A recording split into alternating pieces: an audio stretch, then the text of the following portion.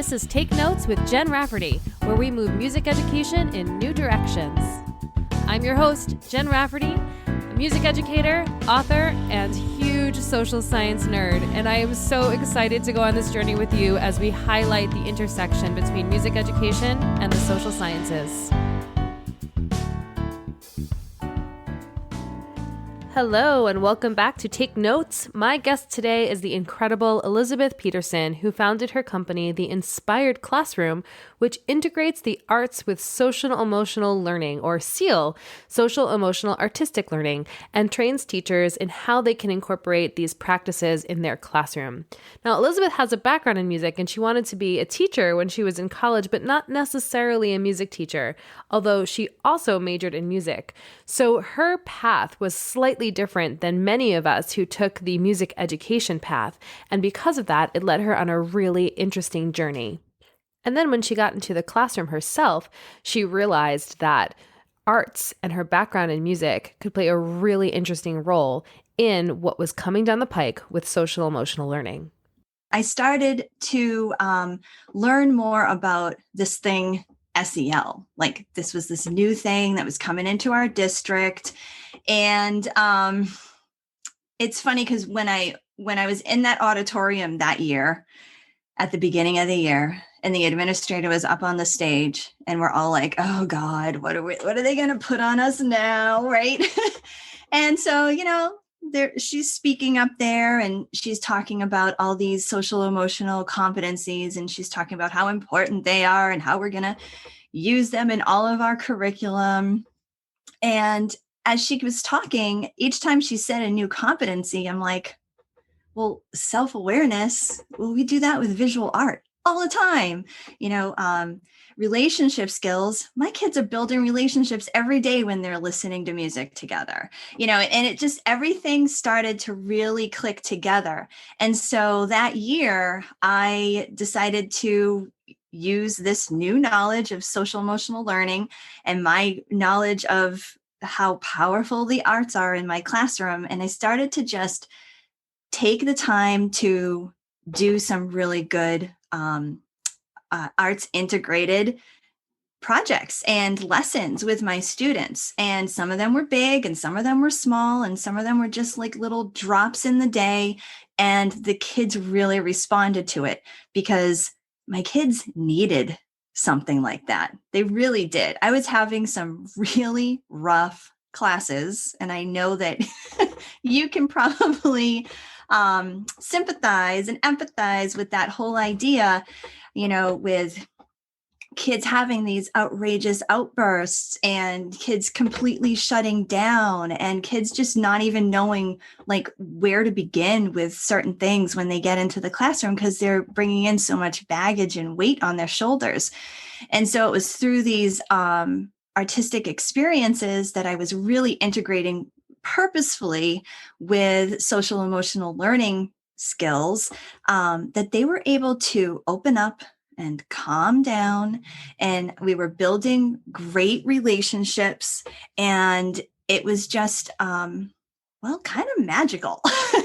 It was just amazing how much it was working, but the biggest and most amazing thing was that it was also helping me. So I wasn't going home burnt out and super frustrated and angry, because let's face it, that's how I was going home. Instead, I was going home feeling pretty satisfied that I did a good job, even if it wasn't perfect, because I knew that, I had reached at least one kid during the day, and tomorrow I'll try and focus on another one. And with this new incredible inspiration, she began to develop programming to actually train teachers in the work that she was already doing with arts integration in her general elementary school classroom.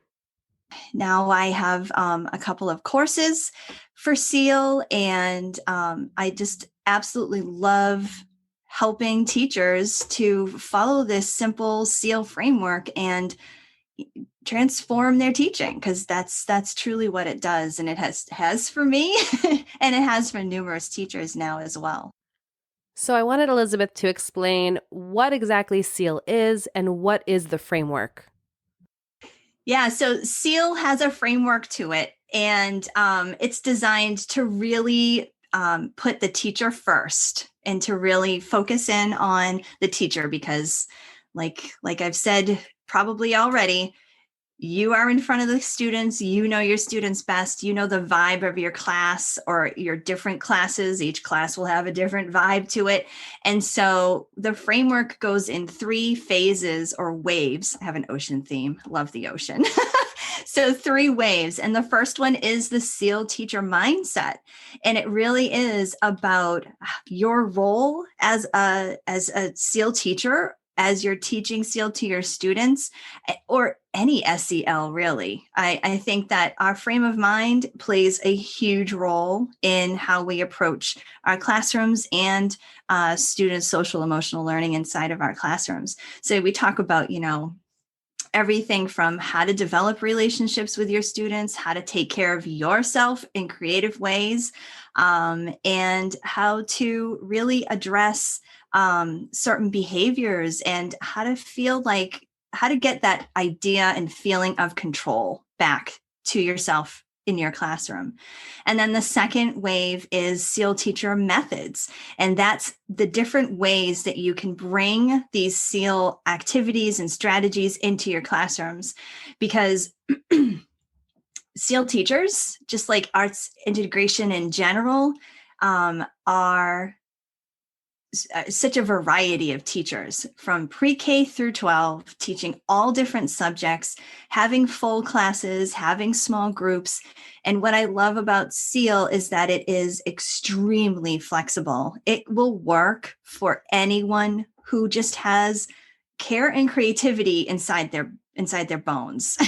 It really will. And so we talk about the different methods of bringing it in. So embedded strategies that you can do throughout the day, consistent SEAL strategies that might be weekly or monthly or quarterly, depending on your schedule, larger SEAL lessons when you really want to focus in on a certain competency or a certain art form, and kind of couple things together and help students in a certain way. Like, for example, one year I had a class that was very visual. Like, I had a bunch of drawers. It was like, and it just went through the classroom. Everybody wanted to draw. So, okay, I'm gonna capitalize on that. But they also were so socially unaware. And so what I did was I coupled visual arts and social awareness, and we worked on those types of things with some of the larger SEAL lessons. And then there's also SEAL Club, which is where you can really target groups of students who need something specifically. So I had an actual after-school SEAL Club where teachers would give me names, and I would create groups of anywhere from 4 to I think we had up to 9 students, and we just focused in on different competencies that they really needed to develop, and that was very powerful. And then the third wave is all the SEAL integrations, and we go through how every art form, and we focus on the 4 major ones, visual art, music, dance, and drama, how all those art forms are integrated with all of CASEL's 5 competencies: the self-awareness, self-management, social awareness, relationship skills, and responsible decision-making, and just really dive into how those really do play a part in each other so naturally. So I asked Elizabeth what this actually looks like as it's played out in the classroom, and what are the implications for student achievement? We need to have that open mind and that open heart to allow our students to kind of go a little bit outside the lines and see what's going to work for them and see how they can explore things. And I do believe that that is an arts integration frame of mind, or a SEAL teacher's frame of mind, where you care enough about your students to provide them with a safe learning environment. That's your classroom. And you do many things to make that very clear to your students that your classroom is a safe place for them. And then they are more apt to try different things and kind of go outside the lines a little bit and tell you what their interests and their ideas and their talents might be that you might not know otherwise, and then let them explore that. I mean, this is truly the definition of student-centered learning. And how beautiful is this picture of this classroom that she is providing for us in describing how a sealed classroom really works and how engaged the students are. I think it's also really important to mention here the role of the teacher. And all of a sudden, when the teacher takes a role of a guide, it allows for more flexibility, for more ease, for a more relaxed perspective of how we can deliver information and how we can get our students engaged, which then in turn really affects how we feel at the end of the day and can truly help with reducing and preventing burnout. Even before COVID, teachers have been in this state of burnout and sarcasm and just not being happy, period. And they go to school and they have these high hopes, and you spend your summer planning out your classroom, and all this stuff. And then you come in on the first day and the administration hits you with this, and you're hit with mounds of paperwork on all of your students and all the negative things about your students, right? And all the things that you need to keep in mind in order. So it's a lot of stuff. It's a lot of downers when you're trying so hard to be up about what you're doing, because you know that you have a whole year ahead of you that should be full of possibilities. And so teachers are just so downtrodden by all of this stuff. And so I think that this school year in particular, heading into 2021, teachers really need to start finding their voice and standing up for what they truly, truly know is right for kids. And so we're going to be told at the beginning of the school year that SEL is important. We all know that. We're going to be told to take care of ourselves, right? And that's the problem. We're going to be told to do all these things, but then the follow through is going to fall through the cracks after a couple of weeks. And that's the sad part. And I think that even I going into a new school year with that in my mind, I mean, that it's like I'm defeating myself already, right? So we have to start finding our voice. There's this really great meme that I love sharing on Facebook, and it's got, it says, go ahead and tell them the right thing, but then close the door and do what you know is right for kids. Something like that, right? And so many teachers totally understand that, right? You say, okay, I'm going to do this, but I have a responsibility, and it's almost like a ethics thing. You have this moral obligation to take care of your kids the way that you know that they need to be. And sometimes that means stopping the curriculum and doing an amazing art project with them and helping them through the creative process. So yes, my thing right now is that teachers are going to have to really find their voice to say, okay, you want me to take the time to build relationships in my classroom? That is actually going to take some time. And I know that we need to fill in these learning gaps that have been lost because of COVID, and everyone's coming with different levels of engagement in school and levels of learning in school, but allow me the time to really build relationships. And I don't mean just, a bunch of icebreakers and name games. I mean, allowing teachers to really work with their students in a way that's going to be a good pace for the students, a good pace for the teachers. And when those 2 weeks is up, to allow them to continue, because it's going to be a really interesting year with all of these different changes and impending initiatives that are going to be coming through. And we really need to be able to say, hey, listen, I'm the one that's in the class with these kids, and I know that so-and-so needs this and so-and-so needs this, and I need to really work on building a good community in my classroom, or else we're going to get absolutely nowhere. So now that the school year is underway, take a second and reflect on some of the things that you have been doing in your classroom after the first 2 weeks of school to continue to engage students in developing relationships, not just with you, but with each other. And if you're feeling stuck, arts integration is one of the best ways to foster those relationships and touch on those 4 big components of social emotional learning, which reflect emotional intelligence. We're always told that our classrooms need to be student-centered, but truly, and that's, first of all, that's naturally what's going to happen.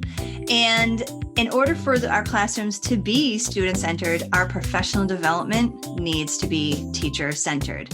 And what that means is when we are in a professional development workshop or course or retreat, whatever it might be, the focus needs to be on us and teaching us.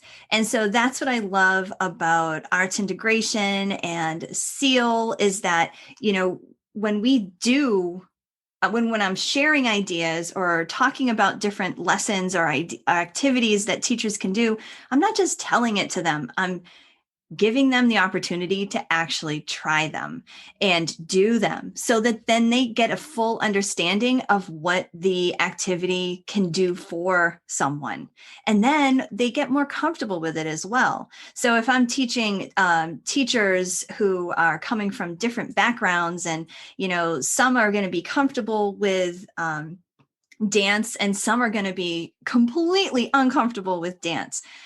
With a teacher-centered workshop around movement and dance, everybody gets the opportunity to try it and get a little bit more comfortable with it. And even if they don't go off and start, dancing off into the hallway and out into the world after the workshop, at least they've had that experience. And when they have students who need movement in their classroom, need dance, they will have had that experience. And then because their professional development was teacher-centered on them, then they're able to give that opportunity to their students. And that's how our classrooms can be, continue to be student-centered in that way.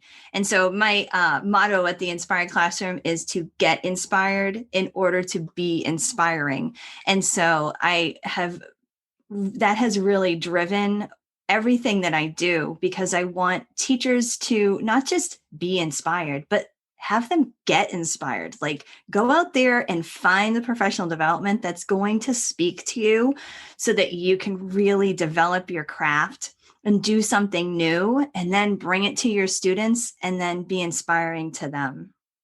Truly, you can't give something you don't have. So if you're not feeling inspired, your students are not going to feel it either. You can't preach positivity and excitement of learning if you are not excited and positive yourself. And this isn't about toxic positivity. This isn't about pretending to feel inspired. This is about actually going out and seeking the things that inspire you so you can bring that joy, that energy, that intention to the classroom. And that will be extremely exciting for your students. Additionally, there's a really interesting TED Talk that I want to just suggest here.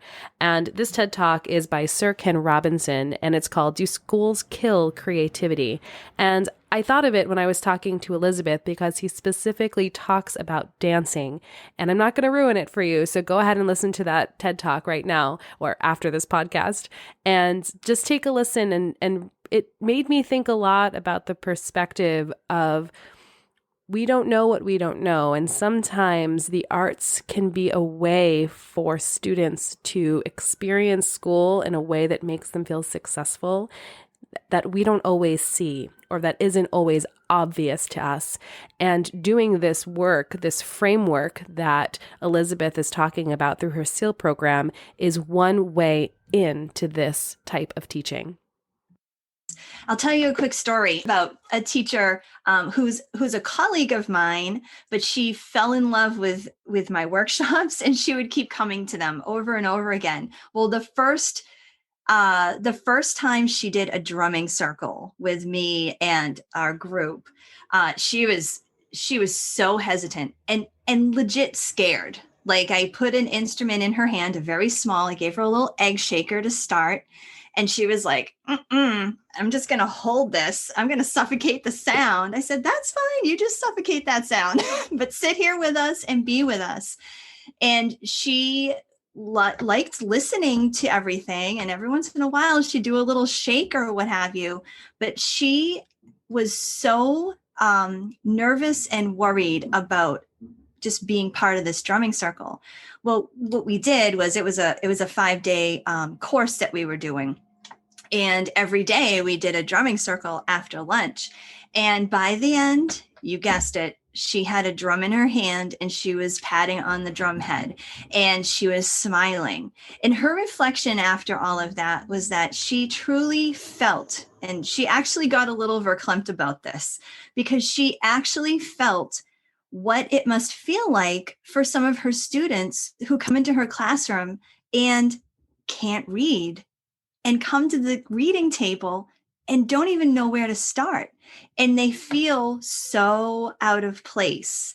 And that really just triggered something inside of her. And I've heard this from many teachers who go through some of these teacher-centered workshops, is that they do get uncomfortable. And then afterwards, when they're reflecting, they're thinking, yeah, I think I put my students through this discomfort every day. And it just gives you that, like you said, that empathy for your students. And it really helps you to truly understand the power of your job and the importance of your job. You're taking kids of all ages, doesn't matter what grade level you're teaching, you're constantly challenging and putting some discomfort into your students because you're trying to get them to learn something. And so it's a good way to really put yourself in your students' shoes.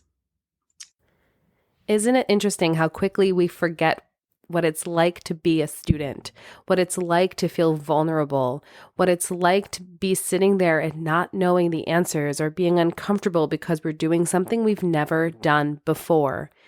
It's so easy to forget this feeling. So these experiences, like Elizabeth's programs and other programs that you might seek out, are essential to continue to connect to what our students are continuing to experience in the classroom. So, of course, I ended my interview with Elizabeth with asking my final question of what is your dream for the future of education? My ultimate dream, I guess, would be that teachers have some ownership in their classroom. Now, this may surprise you. I am not against testing. I think we do need to hold our students accountable for certain skills. And I think that doing it in a different way is the way to go, and to really just get a baseline of what students actually need. But beyond that, teachers need to feel free enough so that they are not tied to the test. And so if they just were untied from that test, they would be given the freedom to do what they know is right. Give students opportunities to be creative. Give students opportunities to learn at their own pace. And I think that the future of education needs to see teachers coming to the quote unquote table and really have a say. I think something unfortunately happens if a teacher goes into administration. They lose that connection to what is actually happening in the classroom. And even the best administrators that I've worked for, they still kind of just miss that that little piece of knowing or seeing how things are changing year to year, because things are changing year to year, and students are as well.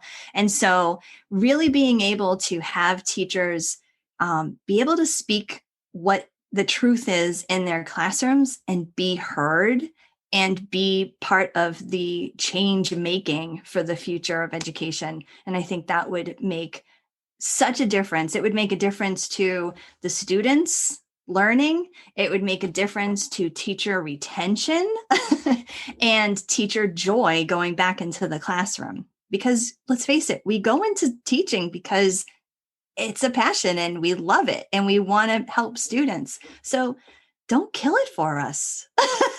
Let us do what we want to really love and do. Elizabeth hit on a couple of really important points there, and it is important for you to embody your reason for teaching, understand exactly what your vision is for what you want your classroom and your children to do and how you want them to experience their time with you. And it is important that you find a seat at the table. I recently heard an expression, and it goes, if you're not at the table, you're on the menu. And unfortunately, regarding some policies, that is the case. So it's not enough to just talk about it with each other. We need to find the seats at the table to make sure that the implementation of these practices is more widespread than just in your individual classroom, because you know what's right for your students. You are the expert in the room, and now you need to find your voice in order to share that with the people who need to hear it. And in the meantime, go ahead and have some really great fun with your students and with other teachers by incorporating arts integration in your classroom practices and include those social emotional competencies as well. We've been going along this whole normal, antiquated way of doing things, that this is how the changes are going to be made. And it's a little bit at a time, and it's grassroots. And that is truly where we can start to just empower ourselves a little bit more, right? And just make the changes in our little classrooms, little by little, and people will start to see the magnificent things that are happening and be like, oh, wait, turn my head. What's going on over there? To learn more about Elizabeth's work in the Inspired Classroom and the SEAL program, go ahead to theinspiredclassroom.com or at The Inspired Classroom on both Facebook and Instagram. And you can learn more about SEAL at teachseal.com. All of these links will be in the podcast notes. Until next time, this is Jen Rafferty. Have a wonderful day.